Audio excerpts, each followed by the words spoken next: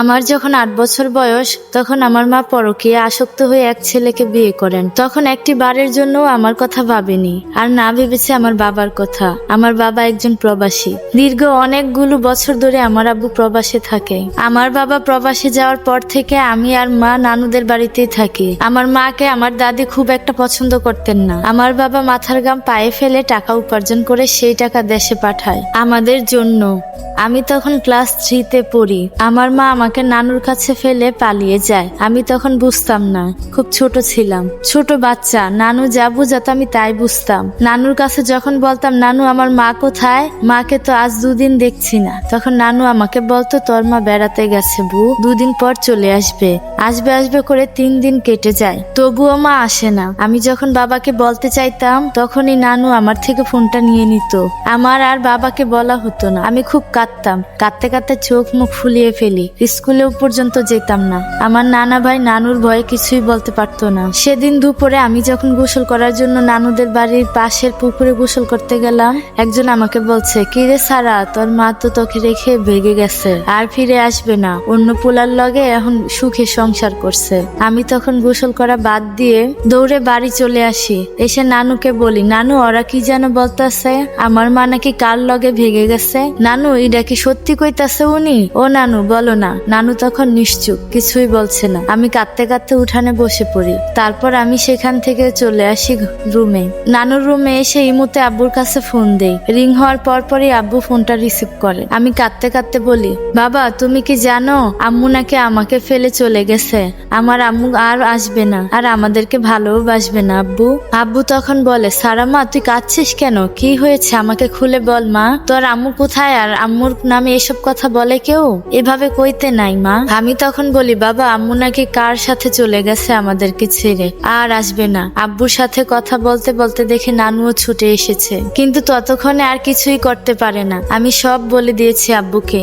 আমি ফোনের স্ক্রিনে তাকিয়ে দেখে আমার বাবার চোখে পানি। তারপর বাবা ফোনটা কেটে দেয়। বাবার সাথে আজ 2 দিন হয় না কথা। নানু ফোন ধরতেও দেয় না। আমার খাওয়া দাওয়া বন্ধ হয়ে যায়। নানু মাঝে মধ্যে জোর করে খাইয়ে দিত, কিন্তু আমার খেতে মন চাইতো না। ঠিক তার 2 দিন পর আমি নানুদের বারান্দায় বসে আছি, চোখে পানি, পেটে খিদে, তবুও খেতে ইচ্ছে করছে না। আমার মতো বাচ্চার কাছে যদি বাবা মা কেউই না থাকে, তাহলে তার অবস্থাটা কেমন হবে আপনারাই বলুন। আমি ছোট, তবুও অনেক কিছু বুঝতে পারি, কে খারাপ বলছে আর কে ভালো বলছে, কে কোন চোখে দেখছে। আমি ভাবুক দৃষ্টিতে আকাশের দিকে তাকিয়ে আছি। তখনই বাড়ির মধ্যে একজন লোক ঢুকে পড়ে। জোরে চিৎকার করে বলল, সারা কোথায় তুই, বেরিয়ে আয় মা। আমি বুঝতে পারি কথাটা আমার বাবা বলছে, কিন্তু বাবা এখানে কিভাবে আসবে, বাবা তো বিদেশে। আমার ভাবনার মাঝেই বাবা আবার আমাকে ডাকলো, সারা মা আমি চলে এসেছি, তোকে নিয়ে যাব এখান থেকে, এখানে তোকে থাকতে হবে না মা। আমি বারান্দা থেকে দৌড়ে বেরিয়ে এসে বাবাকে জড়িয়ে ধরে কেঁদে উঠলাম। বাবা আমাকে কোলে তুলে নেয়, চোখের পানি মুছিয়ে বলে, আর কেঁদো না মা, আমি চলে এসেছি তো। আমি কাঁদছি, আবার বাবার কথায় শান্তি পাচ্ছি। ততক্ষণে নানা ভাই নানু আশেপাশে অনেকেই আসে। আব্বু আমাকে কোলে নিয়েই নানা ভাইয়ের সামনে গিয়ে বলে, আমার কিসের কমতি ছিল আব্বা, যার জন্য আপনার মেয়ে আমাকে এইভাবে ছেড়ে চলে গিয়েছে, অন্য আরেকজনকে বেছে নিল। আমি তো তাকে কোনো কিছুরই অভাব দেইনি, যখন যা চেয়েছে আমি তাকে তাই দিয়েছি, তবুও সে আমার থাকলো না। নিশ্চয়ই আমার থেকে ভালো কাউকে জুটিয়ে নিয়েছে। দোয়া করি সে ভালো থাকুক, তবে সে চাইলেও ভালো থাকতে পারবে না। কারণ কি জানেন, এর জন্য বাবা মার দিকে আঙ্গুল দিয়ে বলে, এই মাসুম বাচ্চার জন্য ওর ভালো থাকা হবে না, ওর চোখে এক ফোঁটা পানি ওকে কুরে কুরে খাবে। ক্ষণিকের সুখের জন্য আমাদের ভালোবাসা ভুলে গিয়েছে, একদিন এর মাসুল ওকে দিতেই হবে।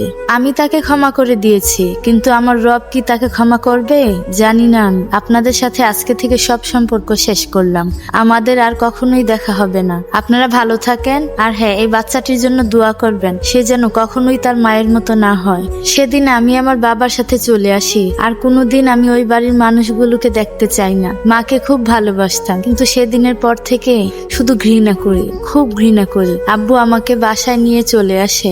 আমার দাদি দাদা আমাকে দেখে বলে, ওকে কেন নিয়ে এসেছিস, আজ ওর মার জন্য তোর এই অবস্থা। আব্বু তখন দাদিকে ধমকে বলে, মা আজ যা বলেছো বলেছো, দ্বিতীয়বার যেন আর আমি না শুনি। ও আমার মেয়ে, আজ থেকে সে আমার কাছেই থাকবে, বুঝতে পেরেছো? দাদি আর একটা কথাও বলল না। এরপর থেকে আমি বাবার কাছেই থাকতে শুরু করি। শুরু হয় আমার নতুন জীবন, যেখানে আমার আপন বলতে আমার বাবা ছাড়া কেউই নেই। ধীরে ধীরে আমি আমি বড় হতে থাকি, কিন্তু মানুষের কটু কথা বাদ যায় না। প্রতিনিয়ত মানুষ যা ইচ্ছা তাই বলে। আমি কিছুই বলতে পারতাম না। স্কুলে সবাই যখন তাদের মাকে নিয়ে যেত, তখন আমি আমার বাবাকে নিয়ে যেতাম। বাবা ছাড়া যে আমার আর কেউই নেই, বাবাই আমার সব। দেখতে দেখতে অনেকগুলো বছর চলে যায়। আব্বু আর আমি খুব ভালো আছি। আব্বু আর প্রবাসে যায়নি, আমাকে নিয়েই সুখে আছে। আমার দাদা, দাদি, ফুপু সবাই এখন আমাকে খুব ভালোবাসে। দাদি প্রথম প্রথম খারাপ ব্যবহার করলেও আস্তে আস্তে ঠিক হয়ে যায়। আমার এখন দেখাশোনা দাদিই করে। আমি এখন ক্লাস 7-এ পড়ি। আমার জন্য সবাই দোয়া করবেন। এরকম পরিস্থিতিতে যে বা যারা পড়েছে তারাই জানে কতটা কষ্টের। মা ছাড়া একটা সন্তান যে কতটা অসহায়। কিন্তু আমার বাবা খুবই ভালো, ওনার জন্য সবাই দোয়া করবেন।